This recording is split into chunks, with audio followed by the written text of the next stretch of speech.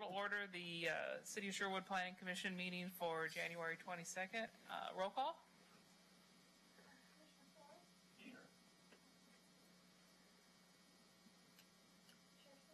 Here. Thank you. Here.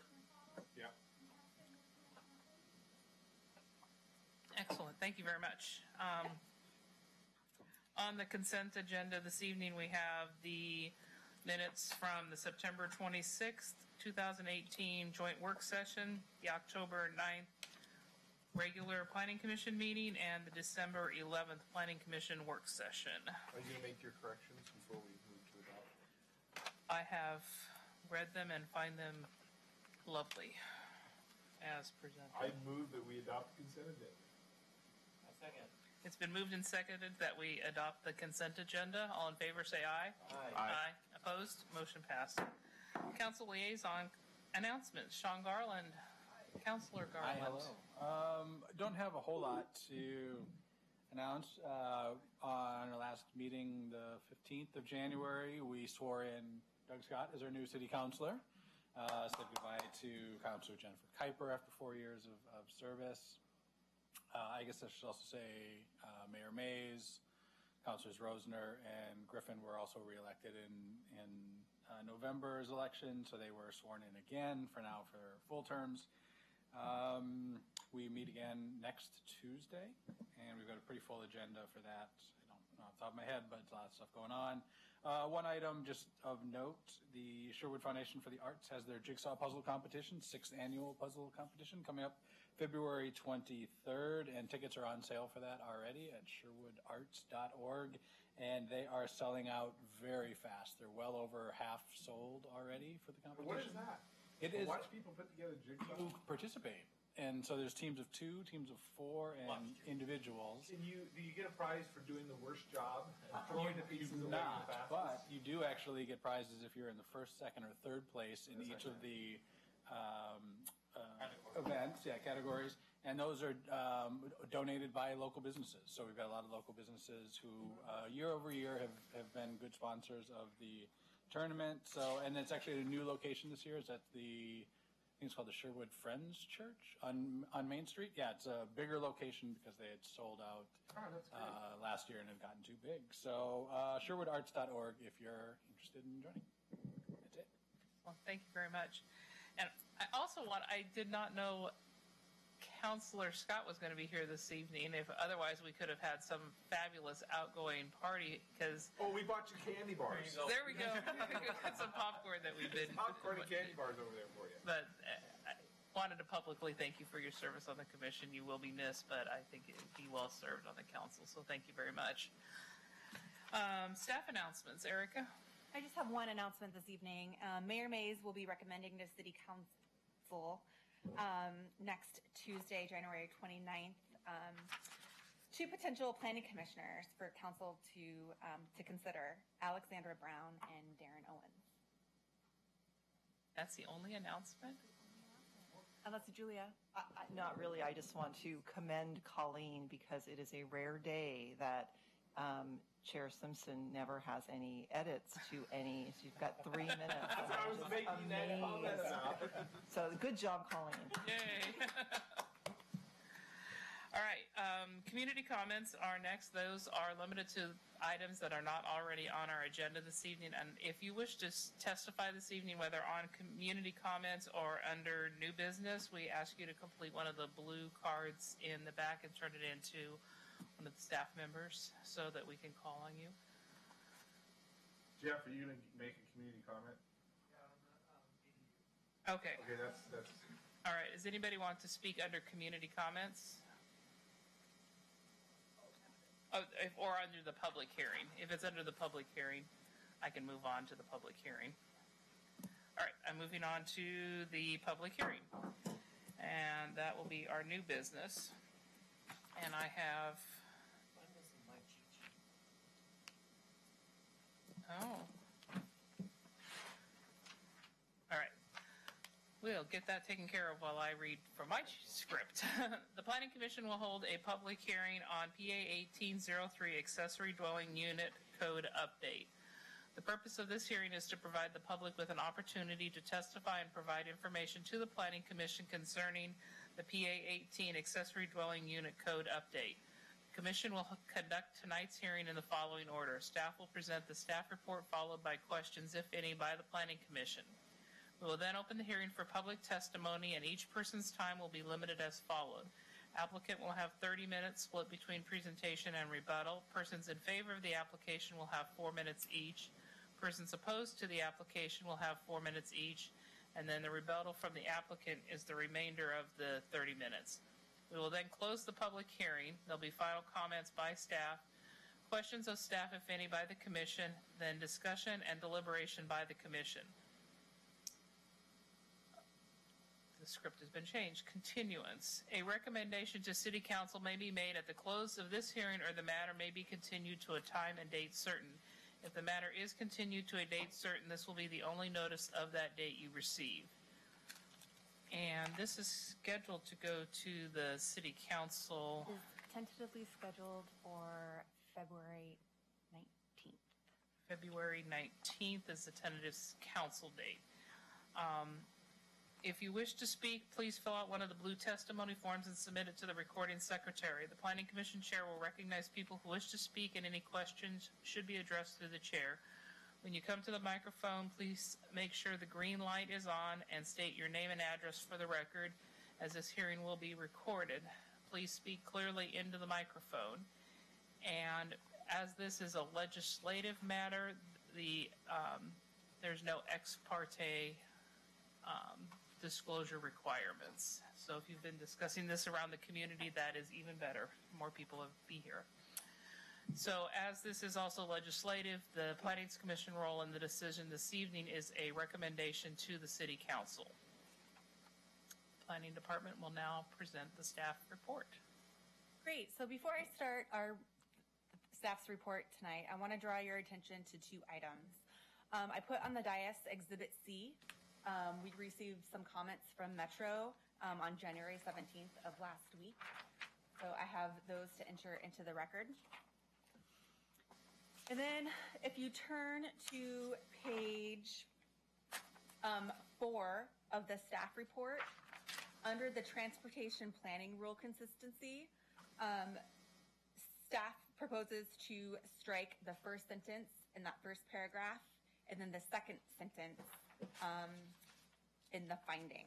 It needs to be the first 2 sentences in. Oh, the first 2 sentences in the finding. No, the second sentence under the transportation planning rule consistency talks about sidewalks, which has nothing to do with this hearing this evening. Or at least remove in regards to the widths of sidewalks. Yes. So Erica, can you read out loud for me as well as others what it should say, what you want it to say? So under the transportation planning rule, the only sentence is that very last sentence, and it should read, "This amendment does not impact the state transportation planning rule." Okay, so the first 2 sentences are removed. Correct.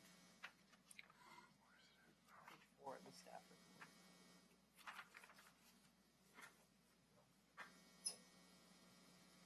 And are there proposed amendments Just to a the second, finding? please. And then the Can finding you will hold read for just a moment?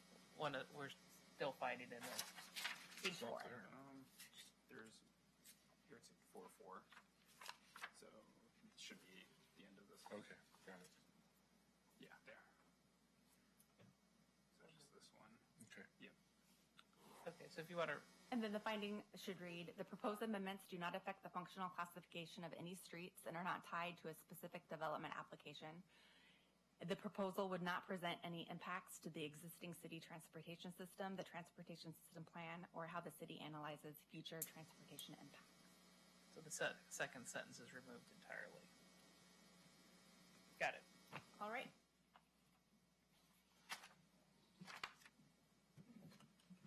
So tonight we're going to be hearing proposed code amendments to our accessory dwelling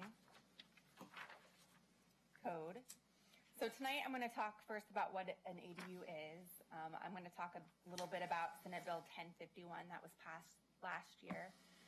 I'll go over the proposed text amendments, and then we'll take a look at the findings and recommendations. So what is an ADU? So an ADU are small, self-contained homes located on the same property as the larger principal house with their own kitchen, bathroom, and sleeping area. So ADUs are accessory dwelling units, and they tend to be smaller than the average house and are sometimes called backyard cottages, mother-in-law units, and laneway houses. They can help to provide housing options that match people's needs at different stages in life, as well as income levels. So for example, a young homeowner might rent out an ADU to pay their mortgage, or a retired senior may rent an ADU to supplement their income. And an aging parent can live in an ADU while still allowing the family to stay connected while still enjoying a degree of independence. So this picture that I have up on the screen, there are internal ADUs, which are conversions of an existing attic or a basement space, just a space within the home. You can have an attached ADU, which is attached to the primary house. It's sometimes called a bump out. Or you can have a detached ADU, which is its own separate dwelling on a lot. And it could be its own separate dwelling, or it could be above a detached garage. So here are some examples. On the left, you see that attached ADU to the house, and in the middle you have the detached ADU above a garage, and then on the right hand side you have a detached ADU, its own little separate unit.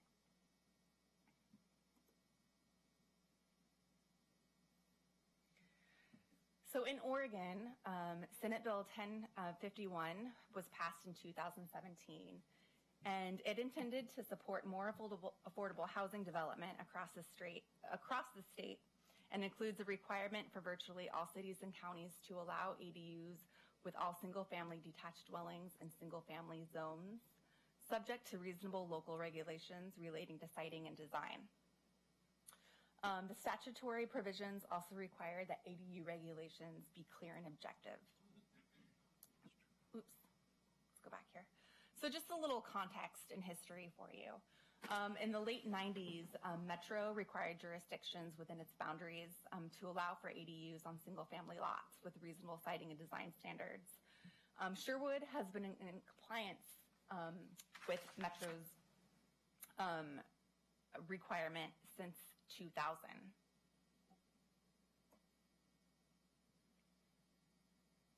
So now I'm just going to go over some of the proposed amendments. Number of units. We said one ADU per single-family detached dwelling. This was made more clear as the code originally stated one ADU per residence, and residence wasn't defined in our code. So you're saying a townhouse, even they couldn't convert their garage to an ADU if it's attached to the other side of the townhouse? So I'm just going to chime in because I know that it's more that we at the staff level were having issues where people had existing two residences on a lot and wanted to do an ADU. And we said, no, you can't do an ADU. You already have two dwelling units. Right. And it wasn't clear that you can't. So this makes it more clear that it's Strictly for single-family Detached. Yeah, so townhomes. Yep. Can't do them. Okay, I'm not disagreeing. I just want to make sure to clarify. Yep. So how does that play out when there's two single-family houses on a lot? On a single lot, you can only have two. One would be. Maximum? On a single-family zone lot, you can only have one single-family detached dwelling plus An ADU. an ADU. Right. Okay. Got it. So owner occupancy, we took a look at here, and we made the language a little bit more clear. We removed a couple of words. So now it reads, the property owner must occupy either the principal unit or the ADU as their permanent residence for at least 6 months out of the year and at no time receive rent for the owner-occupied units. I have a clarification question because that's not the language that's in Exhibit A. There's a clause on the Exhibit A that says which shall include the holders and contract purchasers, and that's not in the. Oh, that's right. So it should read as Exhibit A. Sorry about that. Okay, just. So I'll just repeat that for everyone. So the total owner occupancy. The property owner, which shall include the holders and contract purchasers, must occupy either the principal unit or the ADU as their permanent residence for at least 6 months out of the year and at no time receive rent for the owner-occupied unit. Thank you. They couldn't Airbnb their unit while they're not living there then. Okay, I just, so that's clear. That is correct. They could Okay. ultimately. The next one I want to hear because it's confusing to me. Okay. Number of residents. So in the original code language, the number of residents that could live in both units was based upon household, which is defined in our code as all persons occupying a group of rooms or a single room constituting a dwelling unit. This was really vague. And then when you read household, it directed you to dwelling unit, the definition of dwelling unit. And how we define the definition of dwelling unit is by family. Right, but the way this reads now is the total number of residents that can live in both is limited to the total allowed for one family as defined by this code. So what does that mean? Family is one person living alone. I know, so there can only be 2 people there? Or 15 people there? So That doesn't limit it. It shouldn't say the total number of residents that can live in each unit is limited to one family. Combined. No, because if you combine, you're combining them. You're saying there's 15 people in this family, only 15. Your limit is 15. If there's 5 people in this family, then your limit is 5. And which family are you going to define it by? The ones in the ADU or the one in the primary residence? So each unit can have as many people as allowed by their family, because otherwise there's no limit. Because you put the word combined. I know that we had this conversation at a work session, and it was talked about having the. Well, work through it for me on the math. So if I may, I'm sorry, we're right now just doing the staff report piece and have a public hearing. So I think your questions are Okay. great and will be part of that deliberation, and we can kind of talk that through at that point. But I encourage. So again, what's in Exhibit A is not what's on your slide. The slide does, so the word combined is in our Exhibit A. The total number of combined residents that can live in both units, That's right. that's not on your slide. Right. which way is it supposed to be? It should be the total number of combined residents. And then just as a reminder, if you We need to talk about that Yeah, one. if you recommend changes, then we would Yeah, want to talk that. I just, through. the slide, what we're reading from doesn't match what's in Exhibit A. Okay.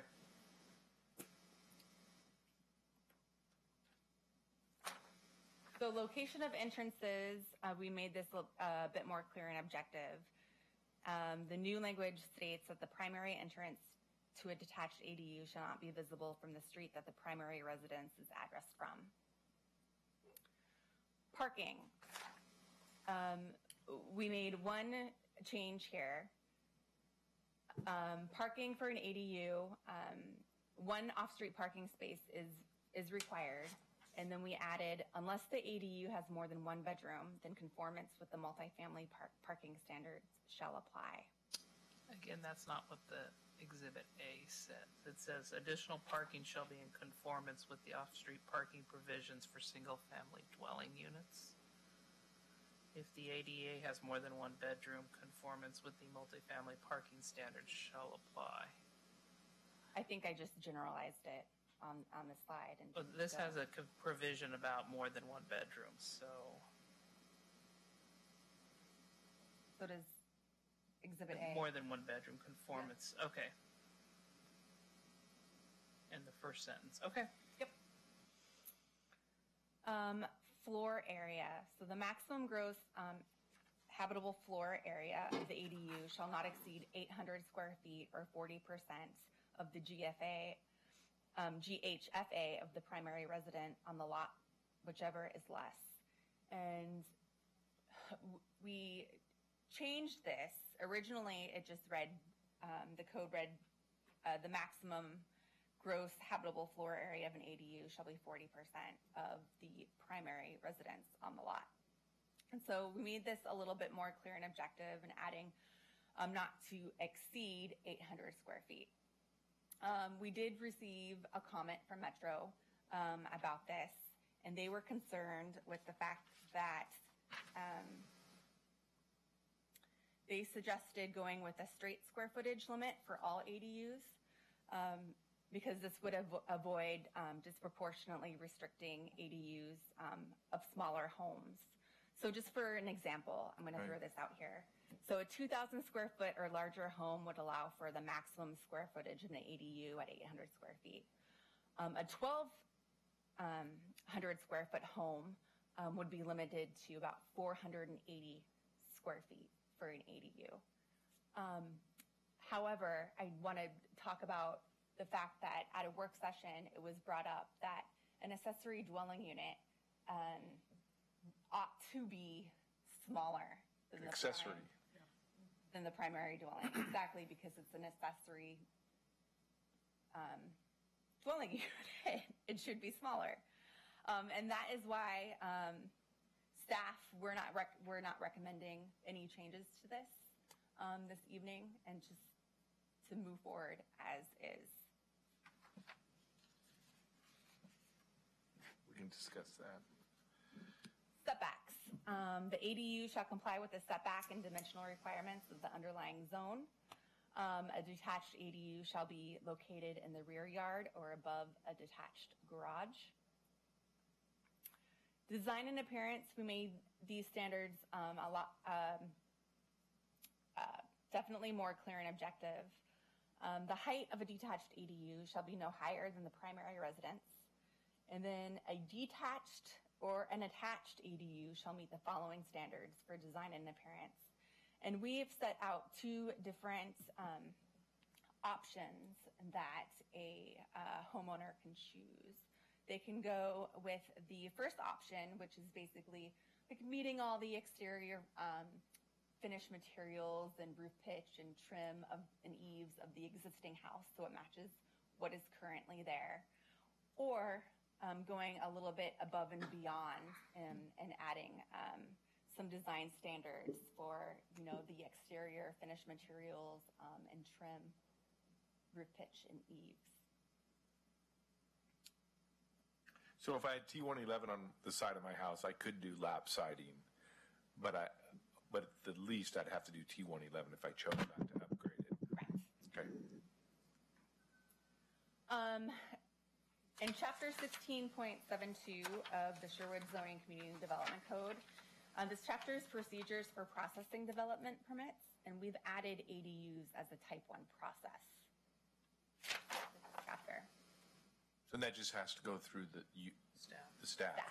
And just to be clear, we have processed ADUs in the past. It just hasn't, and we've processed them in this way. It just hasn't been clearly articulated in the code. So It's going to be easier for you if we have it more specific as to what the requirements are.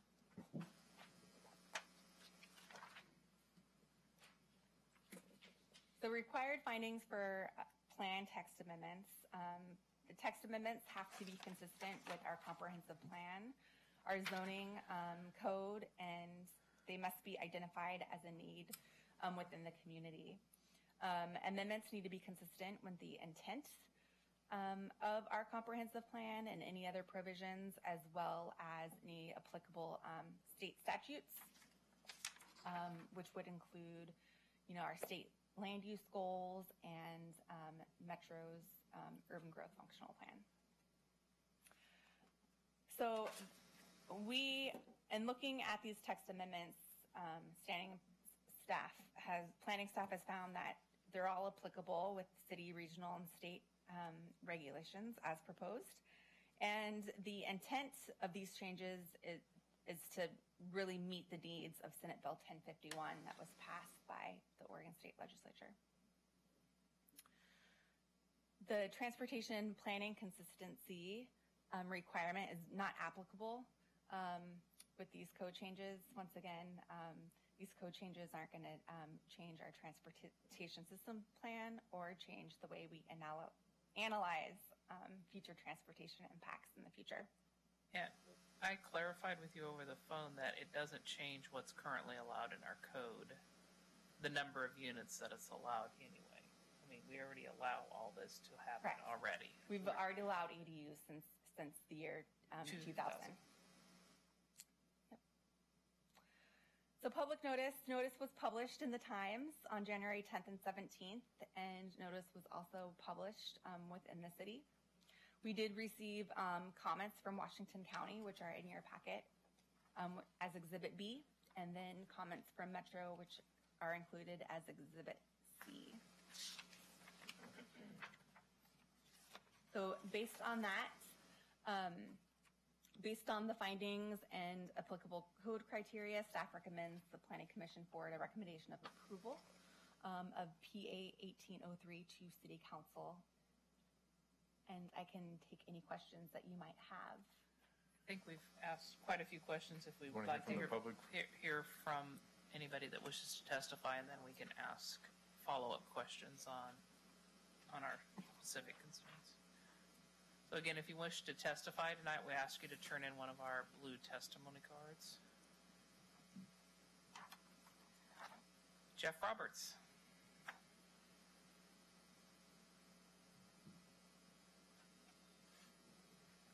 Good evening.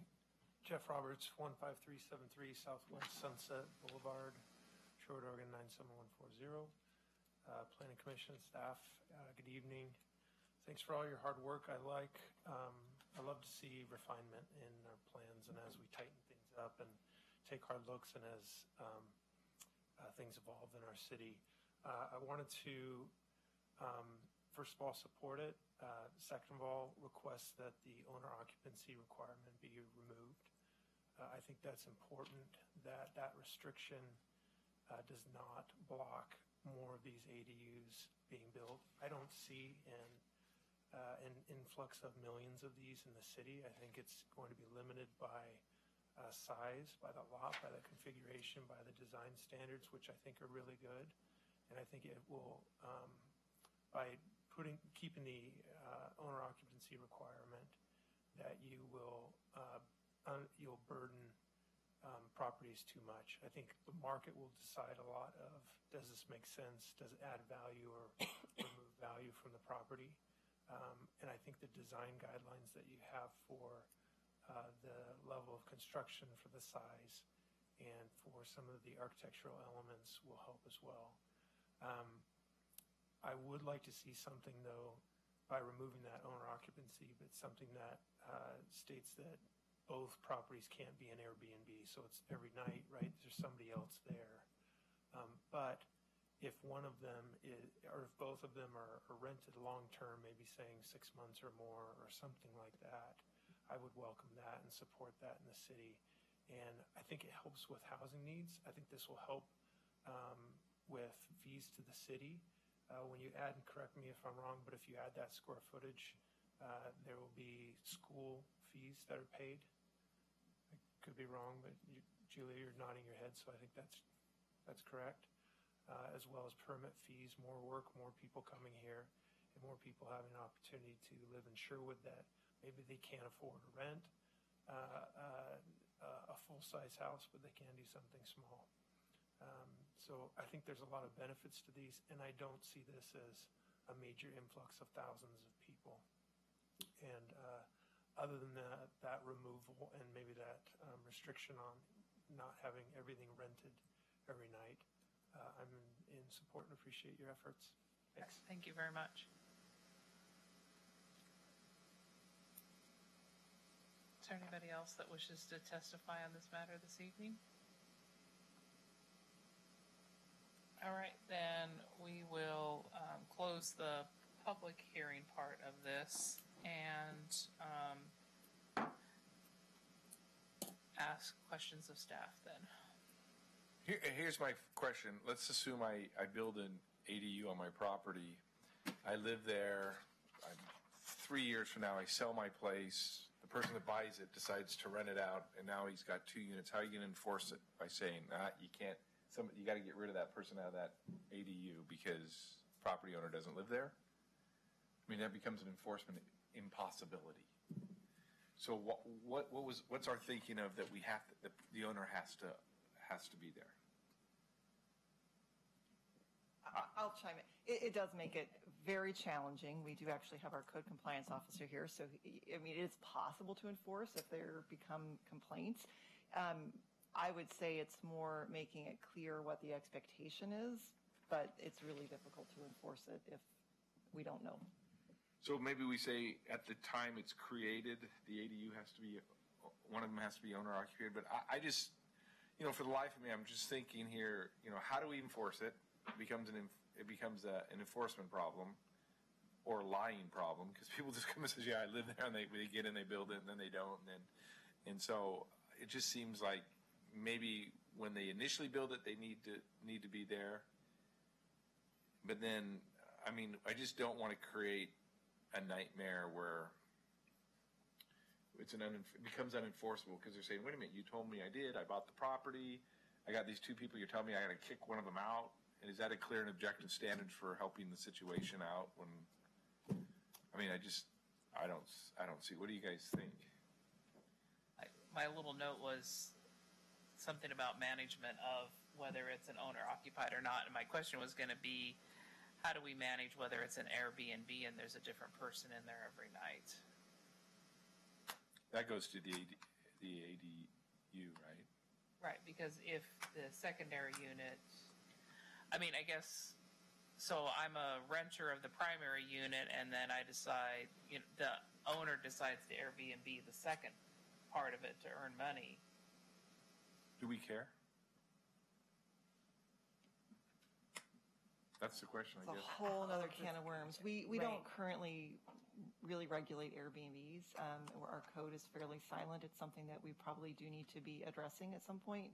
It hasn't been a problem, so we've been lucky. I know some jurisdictions wrestle with it a lot, and we haven't had to yet, but I imagine it's only a matter of time. It's not a But good would we answer, do but an it is. Airbnb any differently than just Airbnb in my house? Right. If I chose to move to Southern Oregon or something. So, I'm just asking the question, may not be an answer. And so back to the question, does the owner occupied stipulation in this code provide any benefit to the community?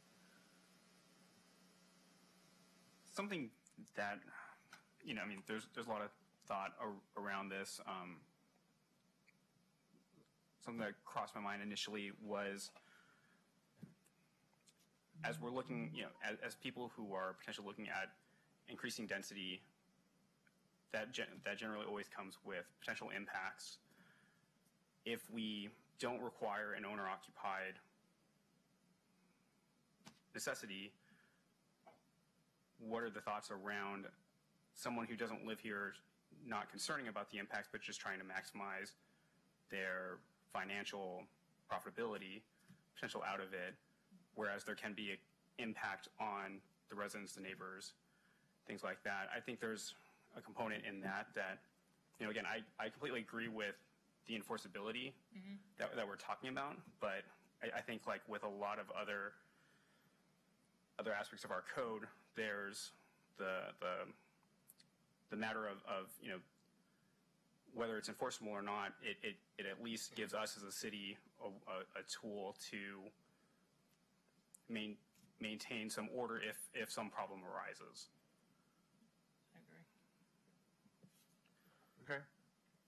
I don't know if it does or doesn't, to be honest with you. I just don't know. And I don't. I know a lot of them, disagree with- right across from where the mayor lives, there's those houses with deep lots, and each one of them, those could put an ADU on them if they wanted to from behind them. And most of those are rented out anyway. And so I just, do I care if two renters are on this piece versus an owner and a renter? I don't know if that's a concern or not. I don't know. I think if we were a college town, there'd be a whole different conversation. Different issue. That completely different Because issue. then you'd be splitting it up 17 ways from Sunday to get as many college kids as you could in there. I could see where the neighborhood could have, it'd have Well, significant the next one takes care of that, is that we limit it. But the next issue limits the total number. But I still think we shouldn't say combined. Because I don't know what that means. Going down to number of residents, you mean? Well, yeah, Or- because she just raised the question, we got to control the number of people in there, like a college town, and the next one does control the number. So, But yeah. it should be number as to each one and not combined, because I don't know how do you say you're allowed to have 5 people in there that aren't related, and so there could be 10 people total? I get where You see what I mean? I So I see just what think you you just say each one can only be occupied by the total number of a family. So you Yep. do each one So individually. I hear what you're saying, but I interpret what you're saying differently than I think you are intending it. When you say that, I'm thinking each one can have what a family But has. what a family- But I think what you're saying is the total, I mean, and maybe I'm misinterpreting what you're saying, that you're saying you can't, on this lot, you can't have any more people than one family allows. Well, the way we have it now, it says the total number of combined residents that can live in both units is limited to the total allowed for one family. So does that mean only 5 non-related people in total can live in there? Is that what we're trying to do? In both Yes. That units. is the way I interpret that. Then let's just say that. Because I could say, no, combined means I can combine it for this, I can do 10, because combined would be 10. So you're just. I'm just trying to make sure if we want to limit it Just to. to be, I mean, just, if I can, this as well, not only is hard to enforce, but when we're reviewing an ADU, they don't necessarily know who's going to be living there. That's going to be really hard for us to Regulate. not just regulate, but have clear and objective findings that yes, you meet it or no, you don't. By removing combined, does that make it more difficult? I think it Force. makes more sense. I think so too. I don't. Yeah. Or we could just say the total number of non-related people in both units cannot exceed 5. That's very clear, and each one can, right? That is very clear. Does that come up into any definition issues or anything like that? I don't think so. I do know that That goes back to Exhibit B. But, yeah. I just want to go back to in my head here. The city of Hillsborough actually has a limiting factor of number of residents in their ADUs, and they just strictly say no more than 3 people. So, I mean, that's always a possibility too. Really? So if a family has 5 people, they can't have 5 people in the home? In the ADU? In the ADU. I don't want to go down that So road. it just strictly limits it to like one number. So, and they have chosen You do 3. a person per square foot kind of thing? Again, how are we going to enforce it? Just saying. No, But that makes sense. That does. Yes. Yeah. It does. I would just say whatever we want it to be, let's just, it's defined by family, but no more than 5 non-related people between the 2 units. And then it's very clear and we don't have to worry about it, if that's what you guys want. So if that is a recommendation that the rest of the Planning Commission would like to make, I would suggest that you make that recommendation. We will look at it, make sure that we're not violating any rules, and then bring that to the city council. And if for some reason there is something that conflicts with that we're not aware of right now, we can let council know that. But that way you're at least making a recommendation based on what you. I'm just trying to, what was the thinking behind using the words combined for it? Was that to make sure it didn't exceed 5 I don't know what the language was intended to do. Was it originally thinking we don't want more than 5 non-related people living there in between the 2 units? Yes, I believe that Then let's just say conversation that. did happen. If that's what it is, but I was thinking that we were just saying the total number of residents that can live in each unit is limited by the definition of family. That's what I thought. That's a different. That's different. And that is fine as well. That's fine. But that would be more clear. But that would mean that you could have more people. It depends on what you guys want. I think the square footage limits the number of people. 5 people in 800 square foot would be tight. But I'm not saying people wouldn't do that.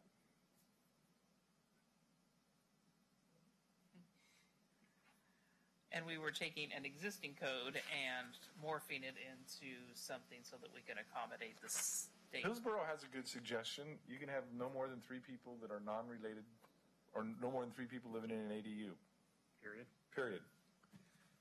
If that's what you want to do. I mean, considering the size of what, the ADUs that we're talking about, that Well, I want to talk about the size that in a makes second. but that makes So sense. what's the square footage of our smallest detached? Sm- 1,200, 1,000?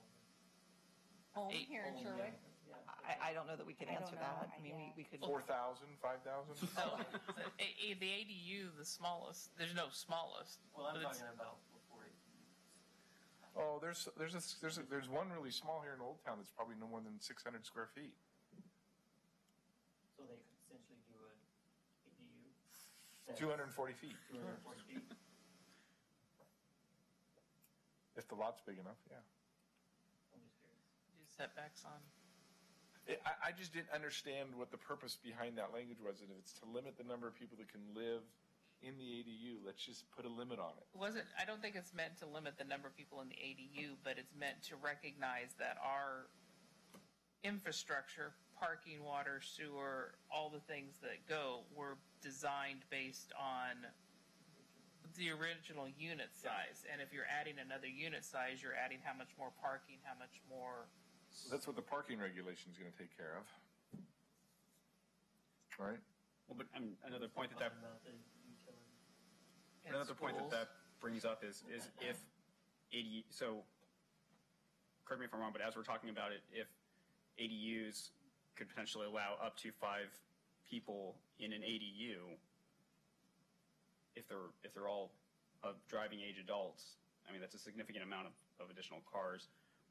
And I know the parking language is in there, but that's still number of cars, additional parking on I totally agree. off street. I mean, I think if we're wanting to, take a square footage component into it and combine it into essentially what Hillsborough does, that seems to make sense in terms of allowing for more housing and for more residents, but to a less impactful degree. Like I say, I just think we should make it really clear if we really don't want any more than 3 people in an ADU. But to try to combine it, this family moves in and this family moves out, and how many were in this family and were they all related? Nope. You know what I mean? I just think clear numbers, just you can't have any more than this many people in your ADU. And Hillsborough has no issues with Metro or the fair housing standards or anything like that, because it's clear and objective. It's 3. End of story. I mean, in my understanding of what an ADU typically is, that allows for that use. Typically, it's Right. Mother-in-law. it's mother-in-law unit of parents or one parent, or oftentimes like a new family or something like that, but generally not beyond that. Just get away from combining it with the family, because those come and go. Just set your own So- standard. What I'm hearing from you, you would like to go maybe with a set number of residents? Something that Yeah. The, That is, so what's the number? I'm I hearing would say 3. the example by Hillsborough makes sense. Yeah, either a young couple just starting out and, they have a child, or an older couple and they can have a care provider, one of their adult children living there too, but. So then, what I'm hearing is you suggesting that that section be modified to say the number of residents, the total number of residents in an ADU shall not exceed 3. 3. Yep. Just get rid of everything else.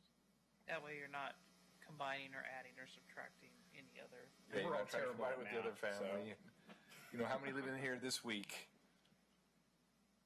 And then we don't have, the other thing, it gets away from the fair housing concern that Metro had, which was us defining family in the middle of our code. And I really, because that was, 20 pages on Exhibit B that we were potentially going down a wrong path by trying to define family in the middle of our code. So taking that whole reference to family out makes it feel a lot better.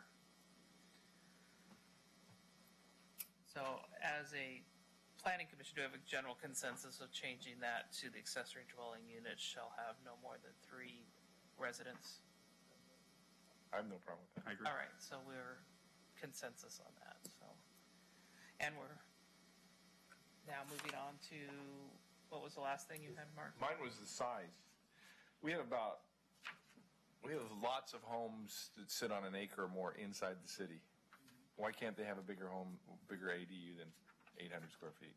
Well, again, I think going back to, If they sit on an acre, they got plenty of off-street parking. Proportionality. but then they should subdivide their lot and then create a whole You new, could do that. create a new home. Some I of the mean, lots if- can't be subdivided, but okay. But if we're, again, speaking specifically to what an ADU is in its Well, I got a traditional 4,000, definition. you take somebody with a 4,000 square foot house on an acre and a half inside the city. Subdivide. Well, they can't, because they're on a Why- flag why lot, not? and you can only have 2 lots coming off a flag lot. Or they're Ironwood, just built a whole bunch of them. They can't, their coding doesn't allow for it. So you're gonna put a little ADU What's next to this What's huge your house. proposal for? Well, I was just gonna say 50%, 800 square feet, I think we think of, the lot in Old Town or something, and you don't want these, but the setbacks take care of the size, because the setbacks won't allow for much more than that. So if you have a bigger piece of property and you can't otherwise subdivide it because of other constraints, don't we want a bigger impact on those? Don't we want people to have more intense development? Otherwise, you're sitting on an acre that should have, how many units per acre? 7, 6? Right.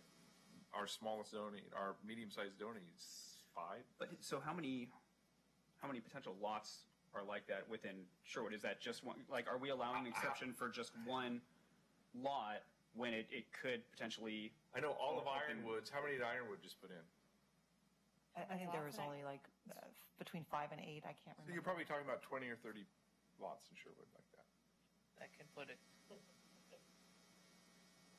What? Oh. I'm So, just trying to think. I'm just trying to think of because they can't subdivide. I mean, if they could subdivide, but they can't. Some of them can't subdivide, and so those could never be developed to a higher density. I think it's more likely to have 10,000 square foot lots in Sherwood that have a single house on them that are about 12 to 1,500 square feet because they were built in the 90s. Those are all right over. Yep. Right. Yeah. And so you have 10,000 square foot lot, you have about a 1,500 square foot home on it. And 750 square foot if you put it at 50% minimum or maximum, which would be less than the 800. right. So I was just going to say, as long as it meets the setbacks. As long as it meets the setback, I have no qualms about changing the 40% to even 50 or 60% as long as it's. I was just wondering why we did 800 square feet. I don't remember why we did that.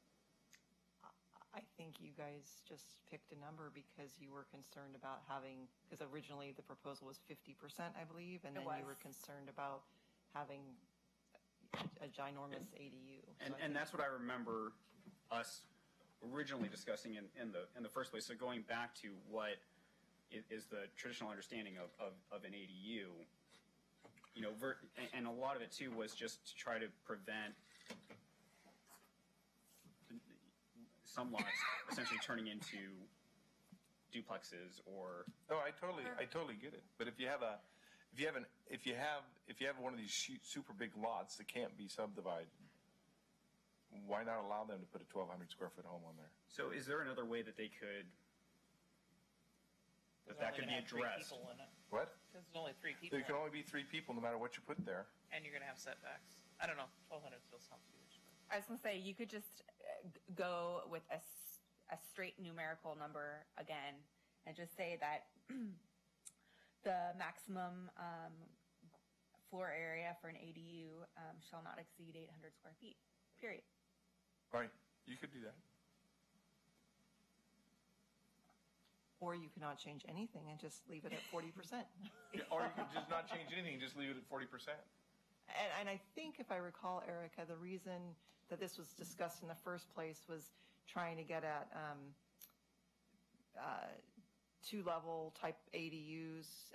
Originally, staff, I believe, was recommending a 50% requirement because that way, if you had, you know, Detached or two, you garage. know, or an internal Correct. one floor. But I think the discussion at the time was, well, even if you had that, you're going to have stairs, you're going to have garage, and so you're never going to really be at 50% anyways. And so you guys went back to the 40%, but then you added a. I'd do the 40%. I think that's reasonable. I mean, think of any house in Sherwood, and you got to remember, even if it's on a 10,000 square foot lot, what's the building envelope? And then if you had a detached one, you'd have to match that building envelope, right? And so there's not a lot of lots that's going to allow detached units in Sherwood anyway. I mean, there's just no building envelope for it, especially anything built in 2000 and above. I mean, if we go with straight percentage in the largest sense or the furthest extreme, you know, if there's something between a 3,000 to 5,000 square foot home, 40% of that's pretty significant. If it has a lot in the setbacks, what do you care? Well, I mean, do we care that that's essentially adding an entire single family home?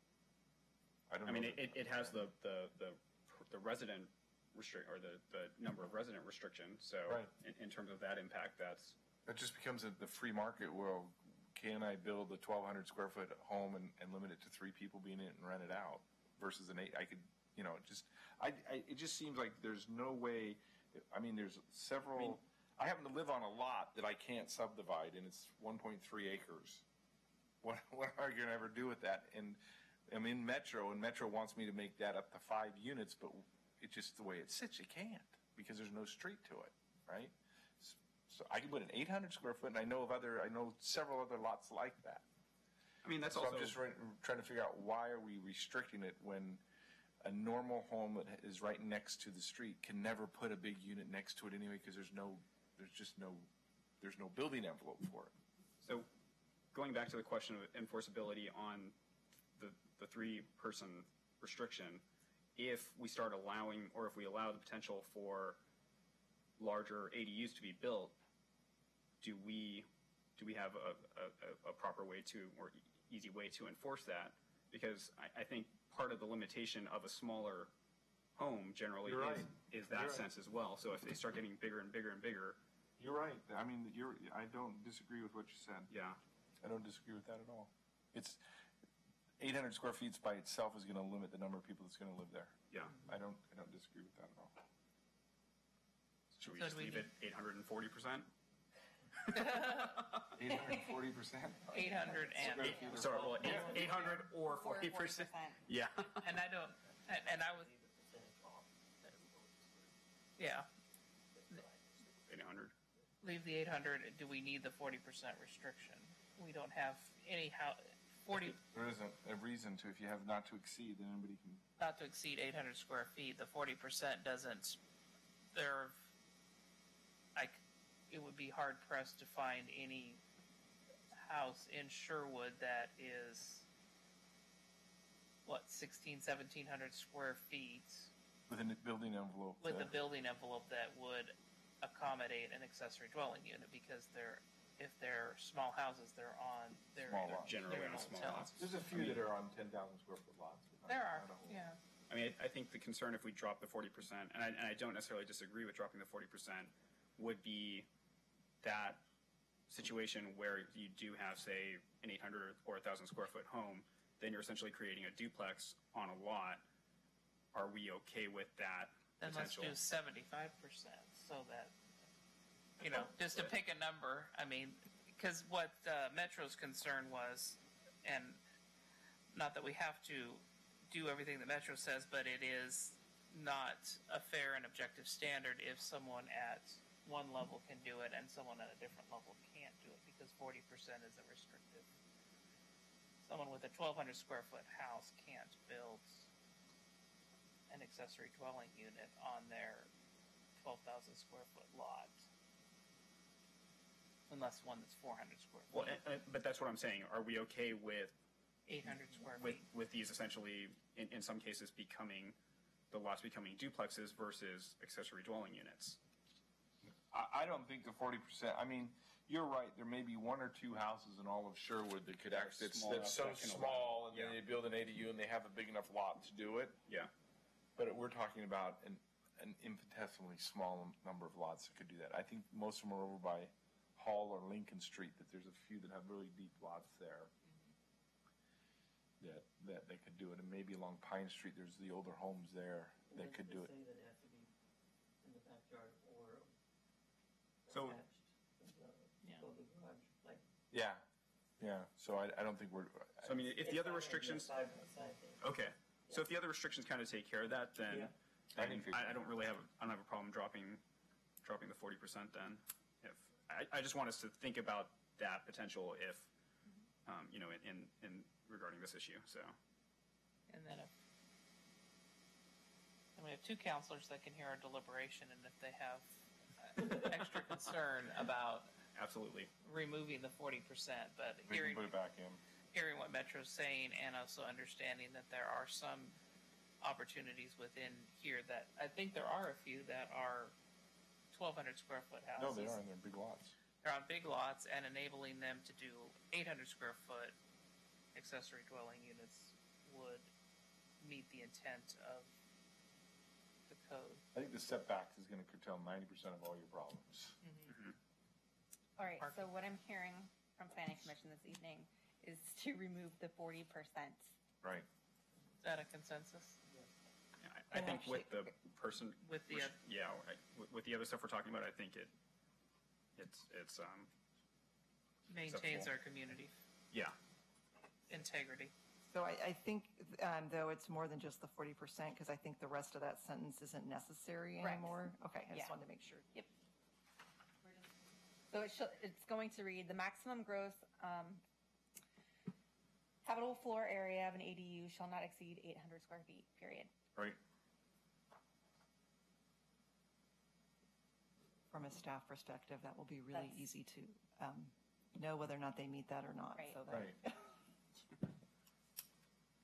Well, that's the other thing, when we make it That's what we're just aiming for. staff reviewable, though, is you want as We less. just wanted to make with all staff due happy. respect to staff, the least amount of discretion as possible, right?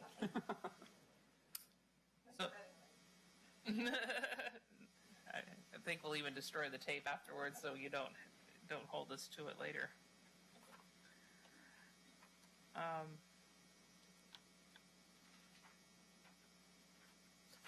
I think we've addressed all the Why do we take out the 10-foot separating a detached ADU and? Because that's no longer required by the building code.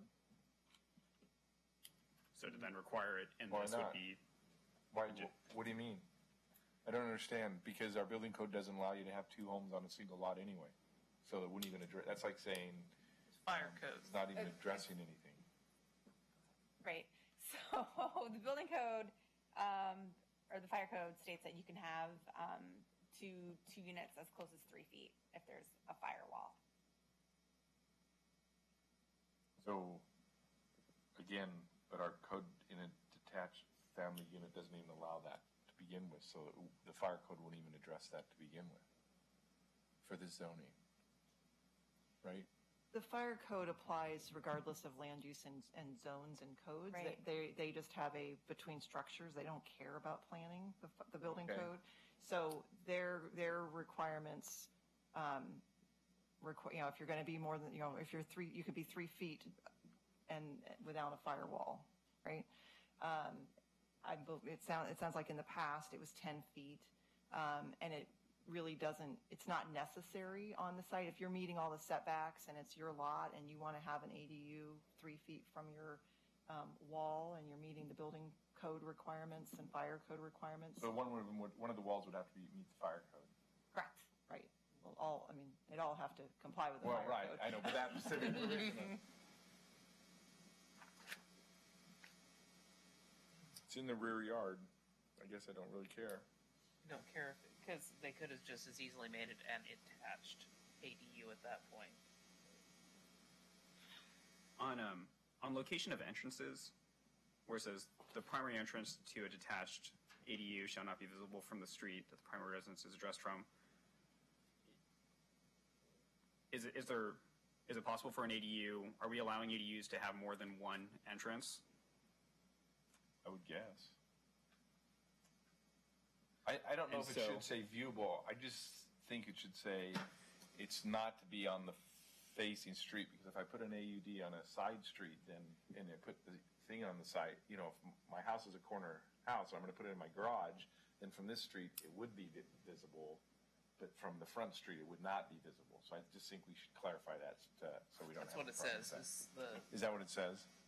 where the address is, if it's addressed on that. Right. My question is, are we concerned that there's any entrance that's visible from the street that the primary residence is addressed from? And if we are, should that say any entrance to a detached ADU shall not be visible? I'm just trying to remember what our concern was when we first were going through this, and I thought it was aesthetic. It is.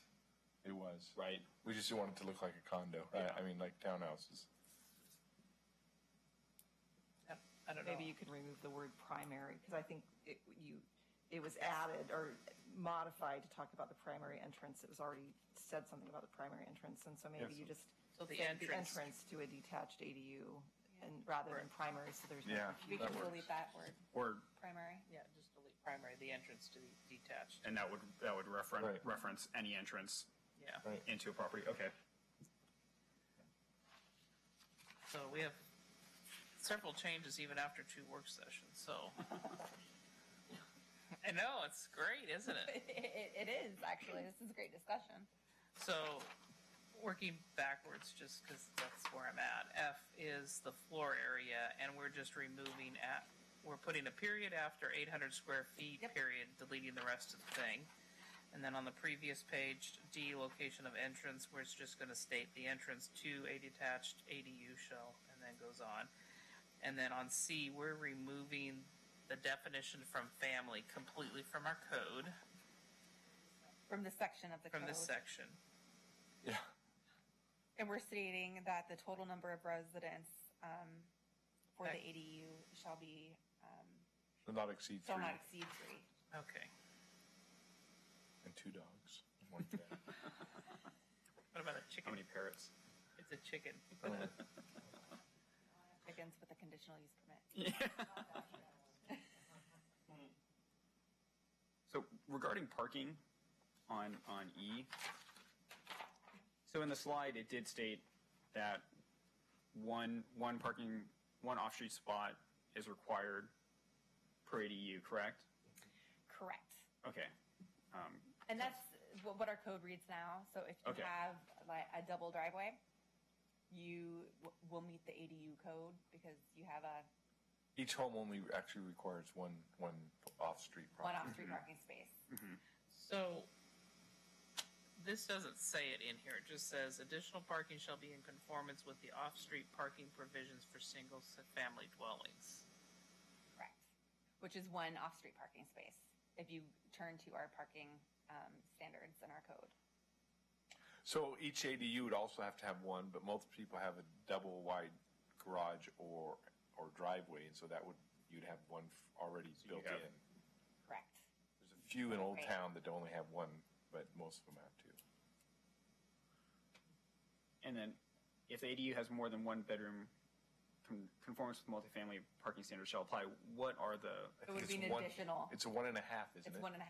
Okay. You would round up. I don't know why the code says 1.5, but it does. Because in a multifamily, family, you Yeah, might have right. like enough, Numeral. so you'll get numerous to units. 5.5 and then you get Exactly. 6. Right, okay. Might get to an even number. We have shorter cars now, so I didn't know if half would work with those mini cars. I can get it halfway in the garage. so Yeah. that- Garage doesn't count as parking. Okay, and then the owner occupancy requirement, we feel comfortable leaving it in, taking it out, moving forward. I'd take it out. I think it's just a nightmare for down the road. That's just my personal preference. I'm just trying to think of as a how a landlord might think, and they might think if I can put another unit onto an existing rental property, That incentivizes them to do it, which is what we're sort of trying to do here. and well, we're trying to clarify. I don't know if we're necessarily trying to incentivize. Correct. I think the purpose of the Senate bill was to clarify it, to incentivize people to do it. But I don't, whatever you guys want. I mean, for myself, I'm just trying to think of from A community standpoint. The truth of it is that owner-occupied units have less police presence than non-owner-occupied units. I know that's not politically correct to say, but it's the truth. See, if you looked at the crime blotter, the police go to non-owner-occupied units more often than they do. Mainly that's because you have higher density too, because you got more people, and they tend to get taken care of more. You're saying owner-occupied. Owner-occupied, yes. And that's one reason why Keep it in. when Metro asked us to put more apartments on there, we really pushed and gave allowances for more condos, because if you can get 20% owner-occupied, then they tend to look nicer. I feel like that That may be makes my point. It does. a little bit I'm more. just. It does. So I'm okay with that. It does. Just made his point, and I would, It does. I just think that it's an enforcement provision. You bet. I'm an attorney. I can argue both sides of anything. so short of arguing something that's already been in our code for years. Right. Are we looking to change it right now or lead it to council? If they choose to remove it, they can. Yeah, they can deal with it. That's where I am. We'll put it on them. Yeah. You're welcome. And you're welcome. Because I think for the community at large, this is not something we had envisioned removing it, and we didn't notice that we were going to remove that. I just think that's a good point. Scrivener. The things that we've done tonight were already parts of the code that we were going to be changing. Removing the owner-occupied provision was not something that That doesn't sway me. We You noticed that we were looking at it and we were right. people should have been here. Okay. You have a input on the owner occupancy, Chris, one way or the other? We're kind of up in the air. I'm up in here. Okay, then I don't see a consensus one. We'll just leave it. Yeah. But at least the council will know that that's something they may want to look at. There we go. They're so much brighter than we are too, and they'll have all the solutions to I all the know. problems. They will have had an opportunity to. I'm glad the council's engage with laughing the at that, too. community. All right. Is there any other further discussion before we entertain a motion? All right. Did you get your cheat sheets? Do you want me to list the modifications? No. Okay. I just re-summarized them Okay. in reverse order. For poor Colleen, who's going to have to. She does great, yes. For my number. Where's that? Here it is. All right.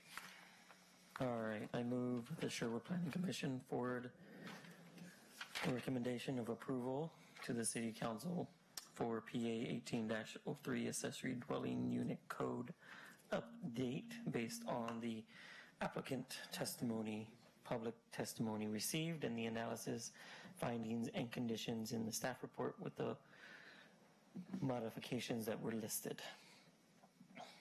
Second. All right, it's been moved and seconded that we recommend approval to the City Council on PA 18-03 accessory dwelling unit code amendments. Any further discussion? All in favor say aye. Aye. Opposed? Motion carries. Pass with that gavel. Whip, whip. Back to the agenda.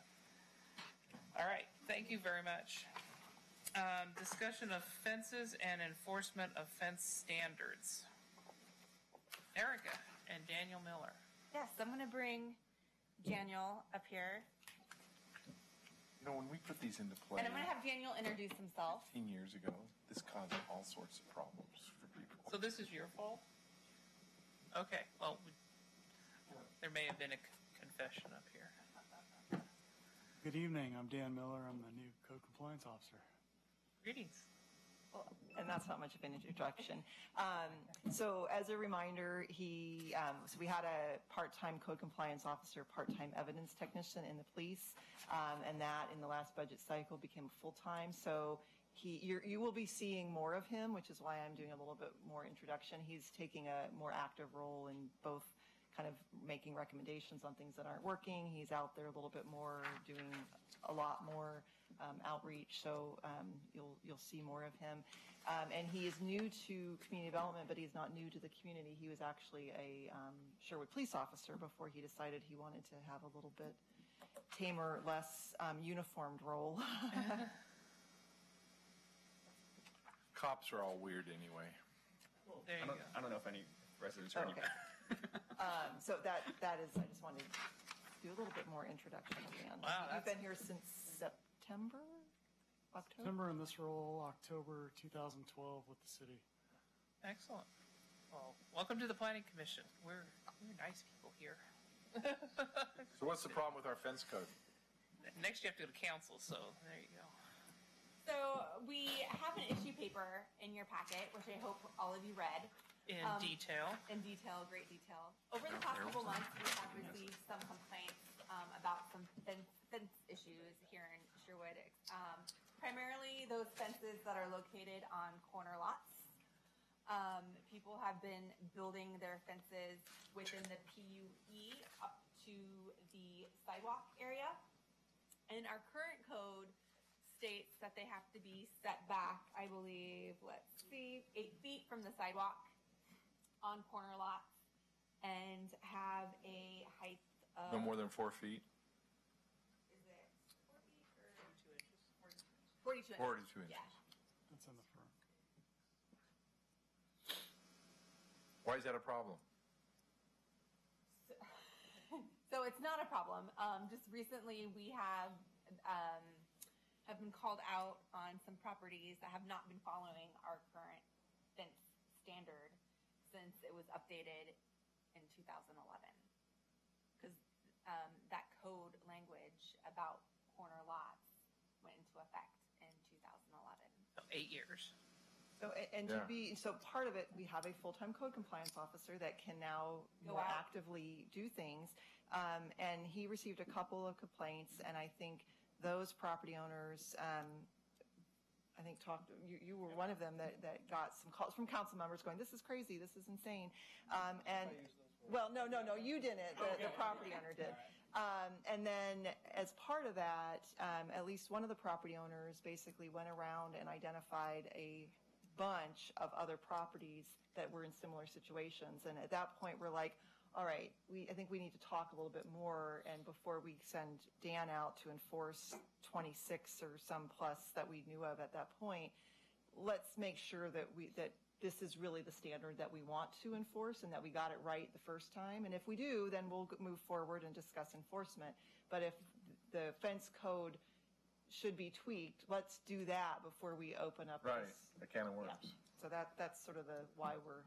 I can give you a history of why we did that, and that was, I think we actually had the police come in and on corner lots where they're not controlled, where people can just come around, that they were concerned that you can't, if they build a 5-foot fence, you can't see the fence to see kids coming out on the corners, bicyclists coming out, and they just felt it was a safety concern, and so they recommend that we put a height limit, so as you're driving down or across the road and coming to a cross street, you could see across to see if cars are coming, because we have several intersections that are uncontrolled intersections where no one has to really stop unless they see somebody, and so that was why we did it. I don't know if we've controlled most of those intersections now. I can think of several that aren't, but that's why we did it. The police actually recommended it to us at the time. But are we having people build 6-foot tall fences? I think the issue is they're building 6-foot tall fences. What's our limit? I can't remember if it's 5 or 6. 6 6 foot from on the side of a corner lot. And what I recall, because this was actually not with you on the Planning Commission, but I do remember there being a conversation about fences along property lines, because we've modified the fence standards, a few times. Obviously, in 2011 was the most recent. And what we didn't want at the time was basically you walking along a street where you've got houses facing the street, where you're not allowed to have your a 6-foot height fence in the front yard setback. You can have a 42-inch fence in the front yard setback. So we didn't want people walking along the street, front yard, and then have a corner lot where someone was facing the other way, and then suddenly have the 6-foot fence.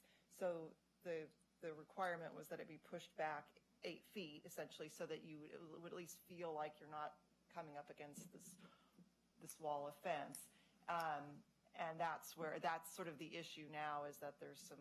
And I would add to that too, that one of the reasons why too was pushed back 8 feet is to be out of the public utility easements that run along the frontage.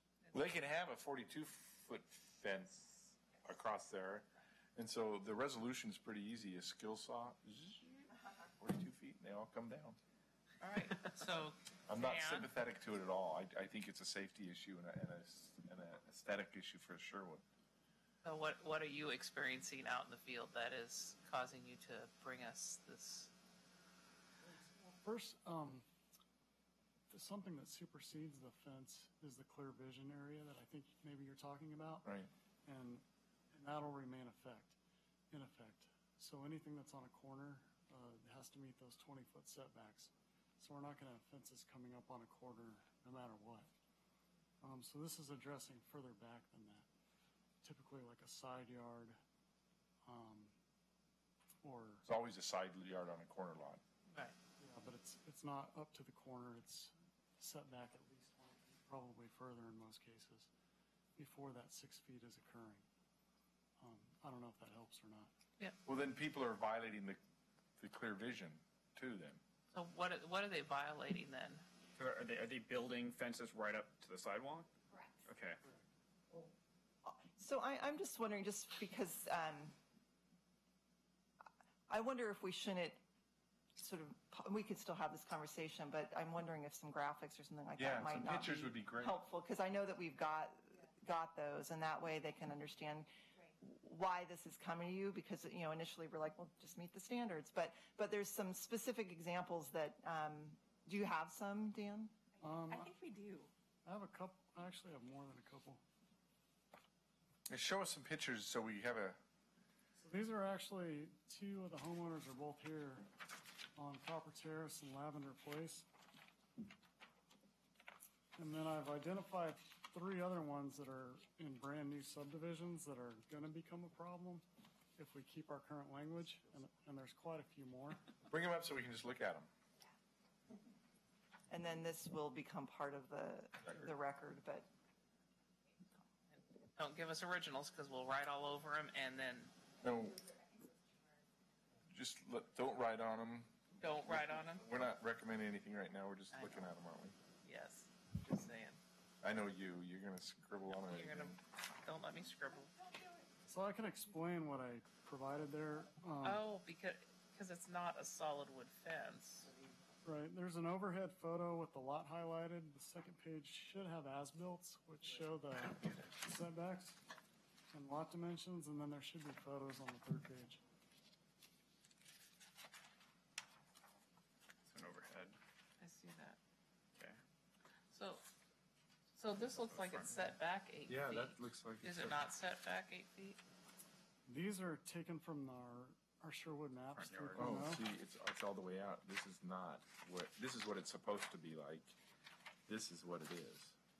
Right up to the Yeah, sidewalk. I mean, or this is an aerial and you just can't see Right, that it's right there. Oh, so for example, this one would want an exclusion for if I can see through it, what's the big deal? Potentially, or it's just the style they chose. Okay, so- Overhead photo doesn't necessarily reflect what's Right. there now. Those are dated.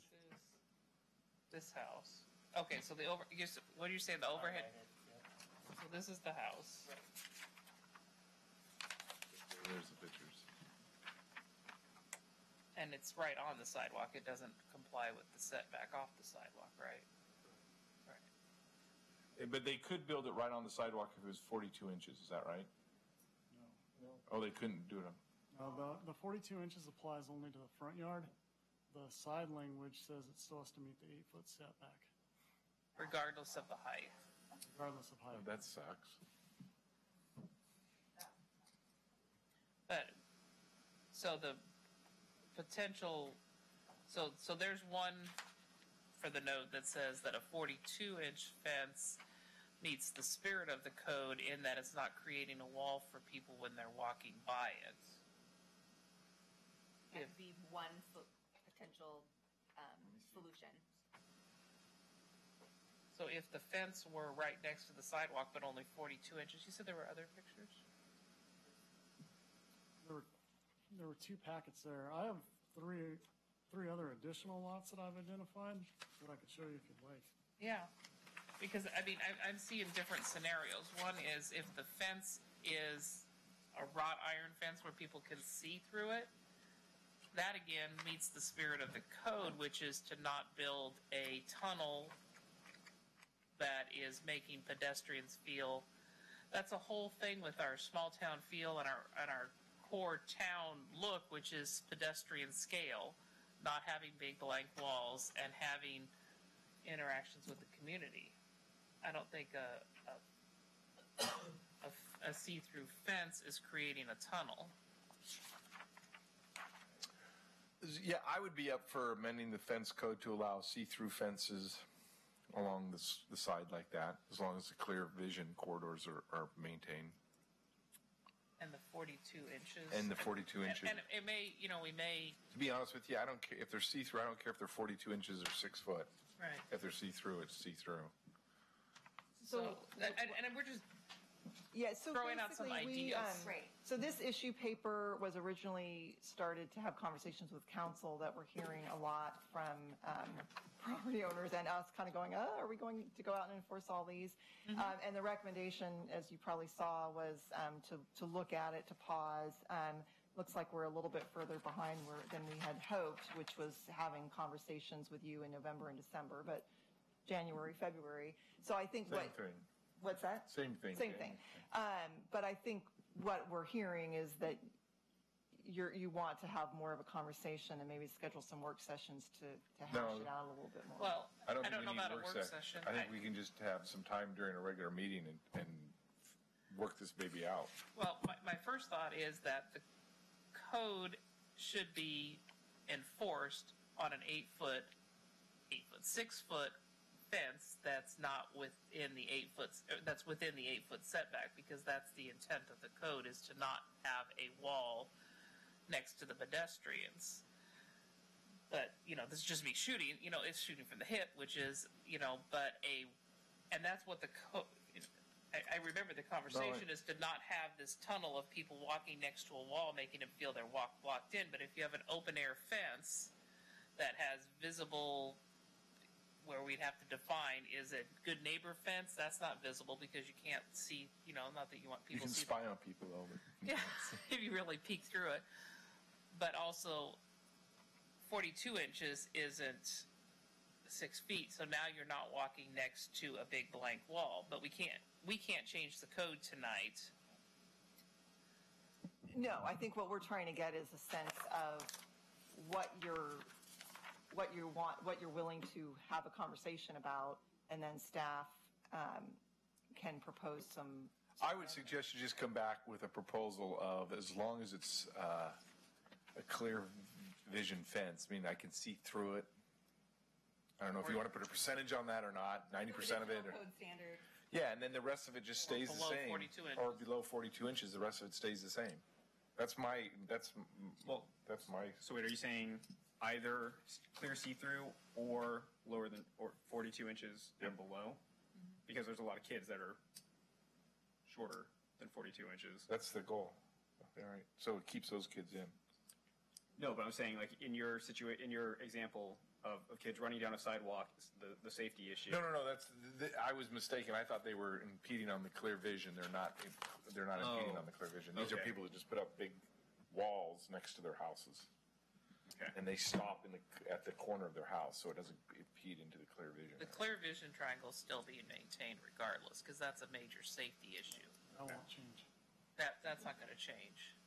So staff will propose some language based on this conversation and maybe have a variety of diagrams so they can see, maybe even real life diagrams, since there's probably some. Well, there's a couple right here. Somebody put up a nice chain link fence and wrought iron fence. Are those things that you're hearing out in the community as proposed solutions to what you're trying to enforce, or They don't want to take their word. they don't want to? Obviously, don't want to take the fence Well, down it's and all. expensive to change anything that they have, and Skill saw, 42 inches. there's going to be a lot of violations if we So- take this on. So there are, I mean, a lot of these examples are sidewalk, 6-foot tall fences that are right up to the sidewalk. What we're talking about, that still will not be in compliance, Right. correct? Okay. So it's not helping them. That's, yeah. That's going to be difficult, and it Yeah. will eventually have to go to council because they're going to have to hear what it is. And So they'll have to hear all the complaints, too. I would like to. How do we incorporate council? We don't need whole other work session for. I think if we just send something to it, they can just look at it and Yeah, decide whether they like it or not. they gave us direction to talk to you guys. Okay. and see Of course they did. So basically, they wanted us to talk with the planning commission and see, look at it and see, do we believe that these standards that are in the code now are the right standards and should be enforced fully, or do they want to recommend some changes? And so that's what I'm hearing is, based on looking at the pictures, you think looking at some changes makes sense. It may not solve all the problems. It probably won't solve all the problems, but based on the conversation, it sounds like you guys are like, yeah, I get it. can see some of the issues. Yeah. So normally at a work session, we don't take public testimony, but I know we have a couple of people So and here. this We isn't a stopped work her from session. talking. This is new business. It's not a so- work session, it's new business. Yeah. Yeah. So We stopped her from talking about it in community comments because it was an agendized item, so I just. All right, then do we have agenda item? We can have people. Yay.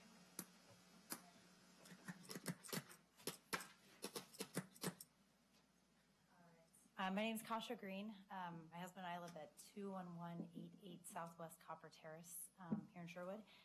So we moved in actually just a year and a half ago. We've been planning on moving here. We moved from Chicago actually, but my husband's from Beaverton. We fell in love with what you guys were just talking about, the small, like pedestrian scale.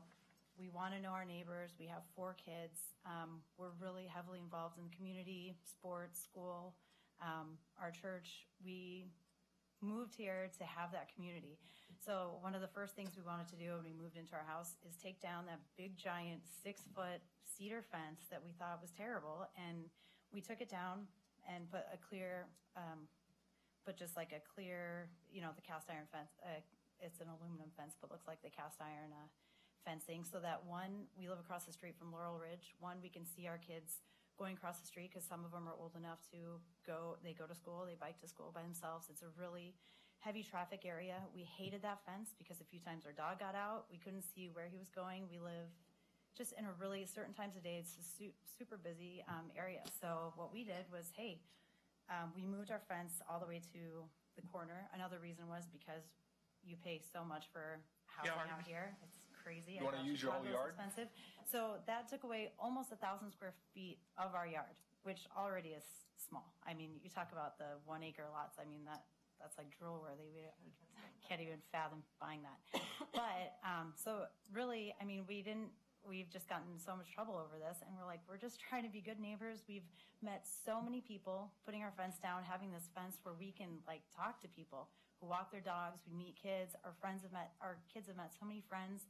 We're trying to build this community, and the thing that we fell in love with is Sherwood, and the whole reason we moved here of any other place was we fell in love with that. And so we're just really trying to work with, you know, the council and everything, just try to, I don't know, hopefully change this, because it's just not fair. It really, like you guys said, it just kind of sucks. So You heard our discussion, and we're probably leaning that way.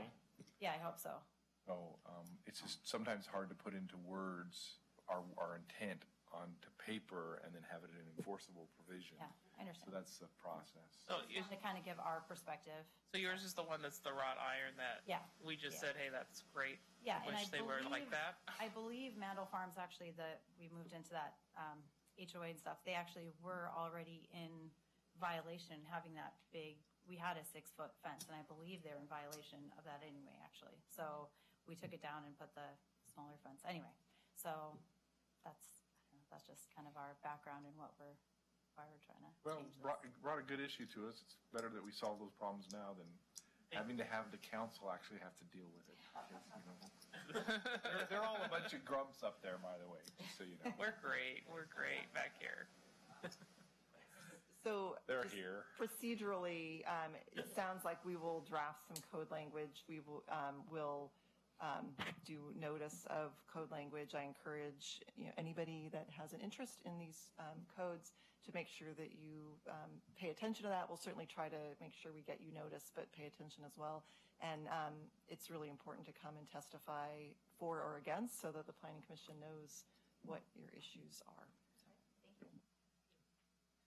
All right, we have Jared Green.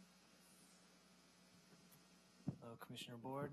My name is Jared Green. I'm Kasha Green's husband. Same place, 21188 Southwest Copper Terrace. Like she said, when we first thought about moving here from Chicago, I looked on the Sherwood page and it said the average age was 34.7 years old, and that happened to be the exact age that I was. I'm like, this is perfect. 4 kids, double doodle dog, kind of quintessential small town, what we were looking for. Like she said, we're really involved. But yeah, we were a little bit kind of distraught after we put up this fence. Many of the reasons, like she said, we're just trying to fit in with the community. We're trying to join the community, and we're right across the street from Laurel Ridge, like she said. Our younger kids, even if they're not in school in the summers, they go to the park. We can kind of see them from our house. The main reason why we did that wrought iron one is because we got the idea actually from Sherwood Parks itself. Right over here, just around the corner, you have that nice wrought iron fence that goes, ironically, right to the sidewalks. We're like, that's a really cool look. So that's where we got the idea. Imagine us violating our own code. So we like that look. And secondly, right where we're at, that sidewalk that it's adjoining to, it just goes into nowhere. It's a dead end. It's just a dirt embankment. So it's not like anyone's even walking on that sidewalk. So it was kind of futile and pointless to have this big cedar fence blocking our view of the neighborhood and the school and our kids. And like you said, the way we have it now is actually better easement because that's where all the cars are coming out to either drop their kids off or leave. So those are a lot of the reasons that we did it. And yeah, we appreciate your that you kind of see it the same way we do. So that was all. Thanks. Thank you. And Carissa? Yeah. I know. Hi, I'm Krista Conrath, and I live at 20333 Southwest Lavender Place in Sherwood. First of all, between Sean and Dan this whole time, they've been awesome, so I'm actually happy, even though Dan's brought me problems with this, but I think he's going to be great because he's just a super easygoing guy and doesn't get all bent out of shape, so I appreciate everything that you've been doing. But for my fence issue, did you give them pictures of mine, the one that's on the curb? So, yeah. So mine's the one that is on the curb. It's kind of a unique situation. It doesn't I don't really think it necessarily applies to a corner lot. It's not necessarily on a corner, it's just on that curve, and it is set back. So I don't necessarily think it needs to be down there based on not being a corner lot. When we did our fence, I went online and looked on the front page, the fence, the rules on the fences, and it said, I looked at my lot and considered that a side rear. So whatever it said on there, that's where I went, was side rear. And on there, it says that it's allowed up to 6 feet except fences that are adjacent to public pedestrian access ways / alley can't exceed 52. And I think that's what you're talking about. Is that referring to a sidewalk? Public pedestrian access way / alley? Sidewalk, alley, anywhere the public is invited to. Okay, so that's where I think that's where the confusion is, because then on the other points on that page, the word sidewalk is there. So when I think of pedestrian access way, I'm thinking of like an alley. When it says / alley, I'm thinking those are synonymous terms. They're not separate terms. So I'm thinking of an alleyway, where like not a sidewalk. So that's why we didn't think there was any issue going up to there. And since there's no permit required, I mean, I don't think any of the residents of Sherwood are required to go read a code from front to back to try and figure out all the little parts of each code. So, and the thing too with, one of the reasons, unfortunately, but fortunately, that we wanted the taller fence, not having the shorter fence anyway, because we used to have a shorter fence. We had the shorter one. Sherwood is getting bigger, and you guys are talking about, I didn't know about the 8 ADUs or 8 whatever they were. Sorry. So, units. and I mean, it's probably going to increase population in Sherwood, and with increased population, and with all the other units coming up, all like Mendel Farms, whatever, although it's great that people are coming, with increased population comes potentially increased crime. And then if you're going to have the renters, then you have increased crime. And we've had people throwing trash over our fence.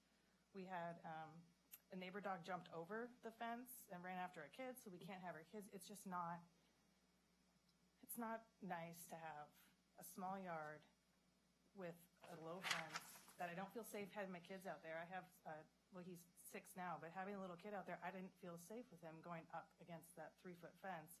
Someone could walk over and take him and he's gone. So I just can't, it's just, it seems silly. And then even walking along the sidewalk, even if we are going to consider it access way and a / alley, a sidewalk, it's not on a curve, so it's not right up to it. It's set back far, so the clear vision is still met. Even though if you're on a rear side lot, it doesn't, it didn't say that it should meet the clear vision standards on the front page where I went through those bullet points and asked.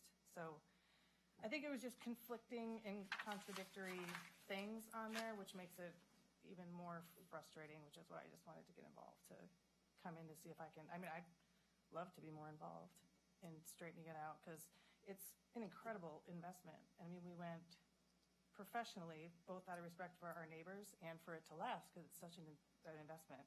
Right. So we've had neighbors making fun of us because we spent so much. And I'm like, listen, we're so close together, it's rude to build this shoddy fence and then they have to look at it. So, long and short of it. Yeah, understood. Yeah, so. So I think it's just a contradictory language, and we're not technically on a curve. I did like a shot over, and it's a unique situation is the unfortunate part. I think anybody that looks at it, if you tell someone to draw a corner, pencil and paper, if I say, will you draw me a corner, you're going to draw a corner. You're not going to draw a curve. So I didn't really feel like that lot applied to corner lot.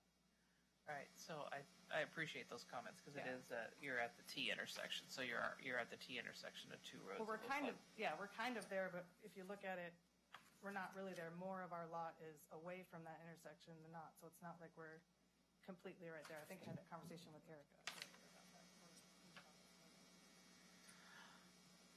There's no doubt we've had confusion from code before, so probably not going to be the first or the last. So, and then I just had a quick question too, if that's okay. Yes. The public utility, what is? Public utility easement. Yeah. So what is that? What is that? Power, phone, cable. So generally speaking, the city has up to 8 feet from your sidewalk onto your property to access it for utilities.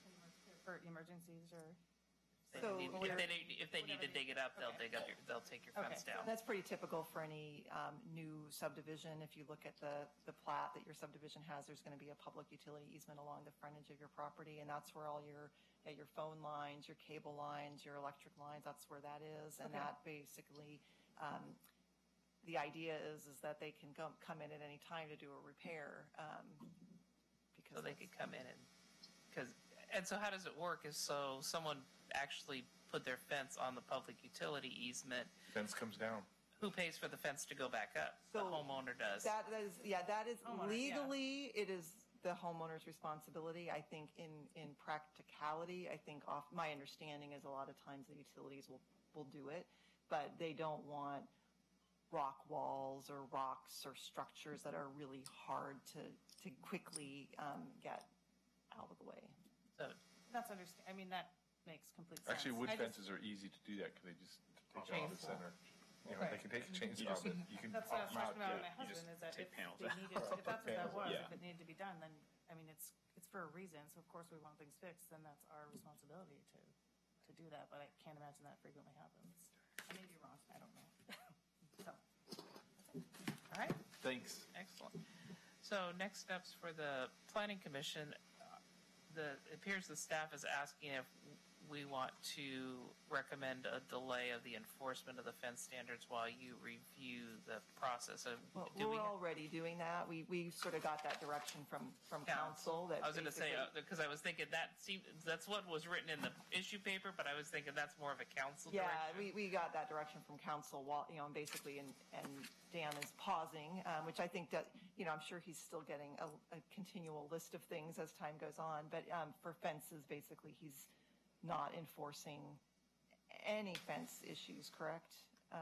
All clear vision. Not sure. anything that would relate to this. Okay.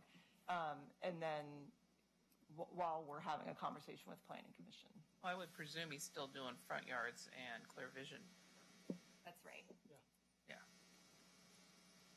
So, do you have enough from us to proceed with? I think so. I think we feel comfortable. So just, my guess is just based on there is a diversity of issues, and I'm sure that they will come out of the woodwork as we start having more conversations. So while I appreciate that you don't want to necessarily have a lot of work sessions, I think we will take a stab at it, but I don't expect that you guys will be ready to formulate a recommendation in necessarily one conversation. 'Cause Have a I little think faith in us. not you, it's all the it's you voices guys. that you're going It's to hear us. from the community.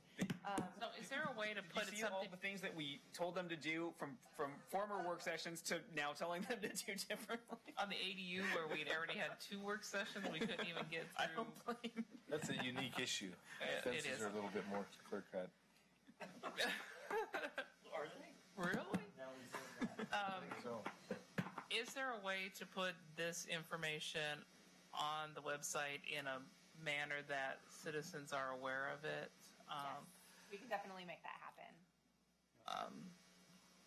And we could provide a contact for people to contact if they have questions, comments, Because then, solutions even.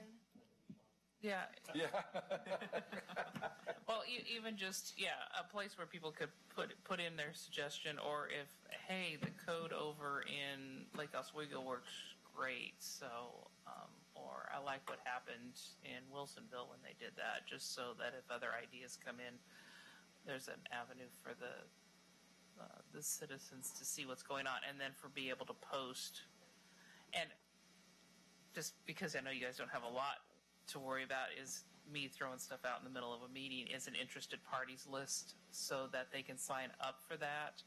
And then when we go to hearing, that would send an email to everybody who's already been involved at some level. That way you guys would get an email notification of when we come to hearing so you can testify for, make sure that we get it right this time around. Well, and I was going to add that the challenge is that a lot of people have no clue whether or not their fence is in compliance or not, because we don't require a permit. Years ago, that was discussed, and that blew up because then everybody suddenly needed a permit that didn't know they needed a permit. But a permit isn't required, and we don't, even with Dan being full-time, he's not out looking for He's complaint-driven, issues. isn't he? He's still primarily complaint-driven. There are a few things that he is not complaint-driven on, but for the most part, he's complaint-driven. So, and that's kind of where this sort of boiled up, is he got a couple of complaints, and then those people said, hey, well, what about that, and what about that, and what about that? And then we realized that this is a much bigger issue than we had realized.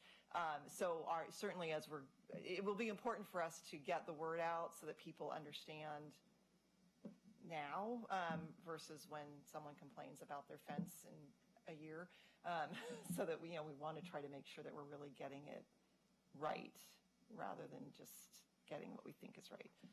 Right, and then also making sure that if we do make these code changes, getting out the like educational materials that say this is how you should install a fence along your side yard on a corner lot.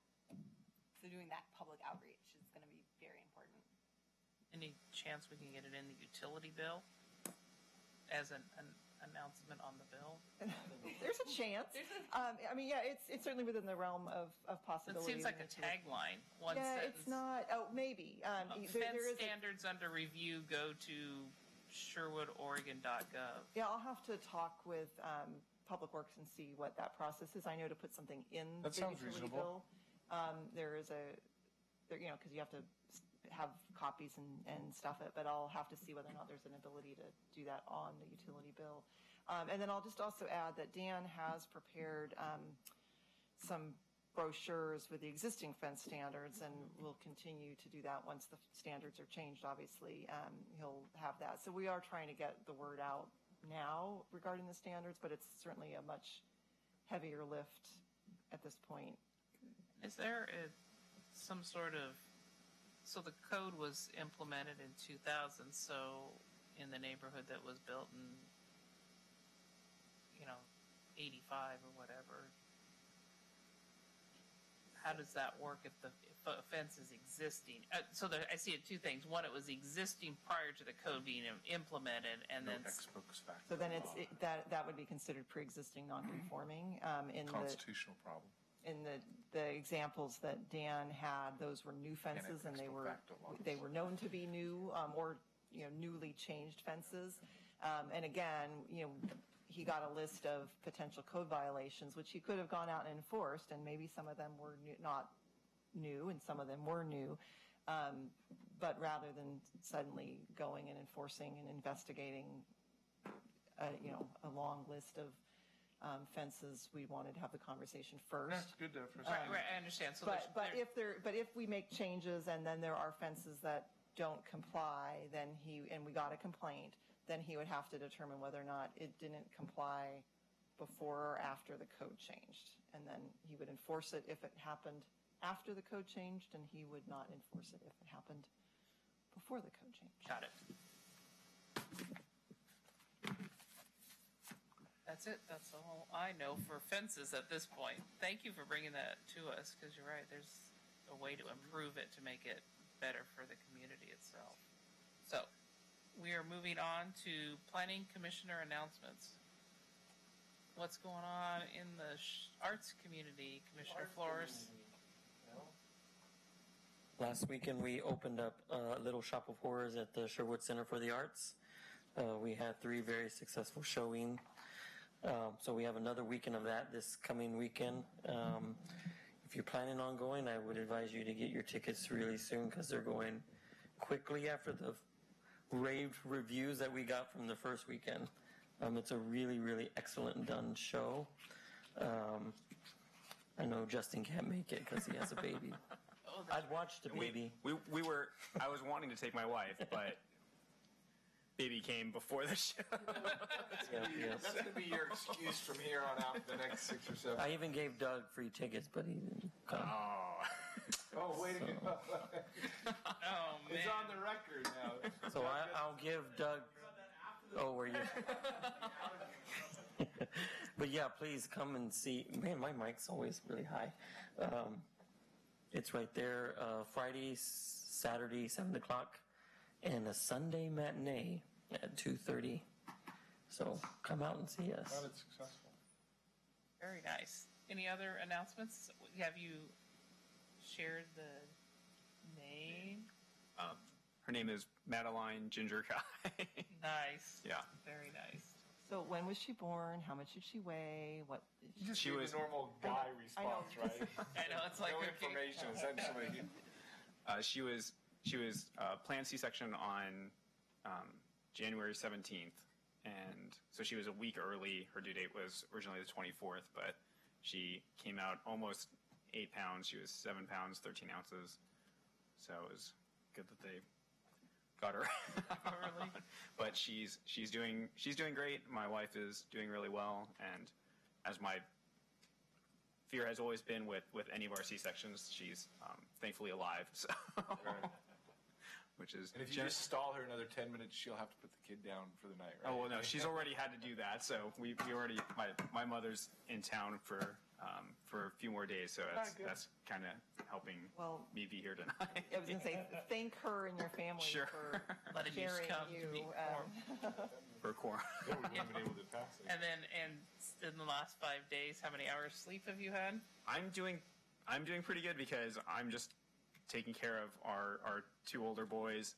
She's just getting sleep where she can, and she's taking care of new baby girl. But she at least seems to be easier than our 2 boys so far. Well, girls are always better than Yeah, until they hit like 12. Yeah.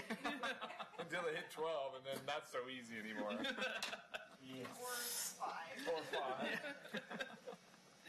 All right. It's anytime. Girls are crazy. All right. Any other important or non-important announcements? Then we will adjourn. Thank you. Just so you know.